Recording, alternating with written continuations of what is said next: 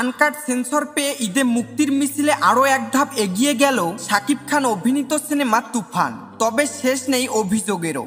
কথা উঠেছে এই ছবি নির্মাণে ভারতে অবৈধভাবে পাচার করা হয়েছে 8 থেকে 10 কোটি টাকা। 4 জুন 19 সংগঠনের উদ্যোগে স্টার সিনেপ্লেক্সের বিরুদ্ধে বিভিন্ন দুর্নীতি নিয়ে এক আলোচনা সভায় ভার্সেটাইল মিডিয়ার কর্ণধার আরশাদ আদনান এই অভিযোগ তোলেন। তিনি বলেন, সোশ্যাল মিডিয়ায় দেখেছি এই সিনেমার বাজেট 8 থেকে 10 কোটি টাকা। এত টাকা আপনি ভারতে নিয়েছেন কিভাবে? আপনি কি এনবিআর এর ছাড়পত্র নিয়েছেন?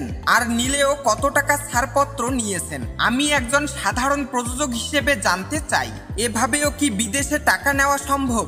আরশাদ আদনান বলেন, 60 থেকে 80 লাখ টাকা এনবিআর কে দেখিয়ে 8 থেকে 10 কোটি টাকার সিনেমা বানালো। এই শুভঙ্করের চালটা কি? আলাদিনের চেরা কি করে পেল আমি তো বুঝি না। তিনি আরো বলেন, বিদেশে কাজ করার নিয়ম নীতি তো আছে। আমিও আমেরিকাতে শুটিং করেছি, বৈধ টাকা নিয়ে সবকিছু ক্লিয়ার করে কাজ করেছি। আসলে কি সৎ থাকার ইচ্ছে থাকতে হয়, সর্বোপরি দেশকে না ঠকানোর ইচ্ছে থাকতে হয়। এই প্রযোজক বলেন, শাকিব খান ও চঞ্চল চৌধুরীর পারিশ্রমিক বাংলাদেশে দেওয়া হয়েছে 2.5% হারে টাকা দিয়ে 3 শিফটে কাজ করে 60 লাখ টাকা বাংলাদেশ থেকে নিয়ে গিয়ে সেখানে শুটিং করা কিভাবে সম্ভব তা আমার জানা নেই।